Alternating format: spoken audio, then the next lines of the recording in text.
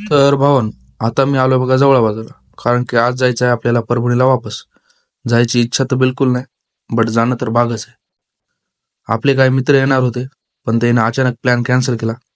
1 तास ऊन शेकल्याच्या नंतर बस भेटली. बसमध्ये बेकार गर्दा होता. कसं तरी मागं पुढं करून एकदम मागच्या साईडला सीट भेटली. आता काय निवांत दणल दणल आदळत पोहोचलो परभणीमध्ये. परभणीला बस स्टँडला पण बेकार गर्दा होता. नंतर एका ऑटोमध्ये बसलो. ऑटोमध्ये बसलो तर खरं, मग आता ऑटोची काय भरती होईना गेली. अर्धा तास थांबलो तरी भरती होईना झाली. नंतर कसं तरी काकाला एक्स्ट्रा पैसे दिले.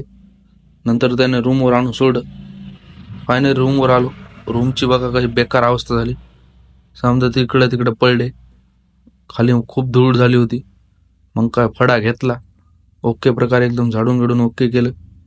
रूमवर असं की असं असते, कोणी झाडून काढायला नसते, आपलं आपल्याच करणं लागते. आता बघा कसे ओके दिसायली रूम. रूमवरून आवरून वगैरे लगेच लॅबला आलो. लॅब लावून बसलो अभ्यास करत. थोड्या वेळानं लगेच प्रथमेशचा कॉल आला. त्याचं काहीतरी काम होतं, चल म्हणला. मग काय निघालो.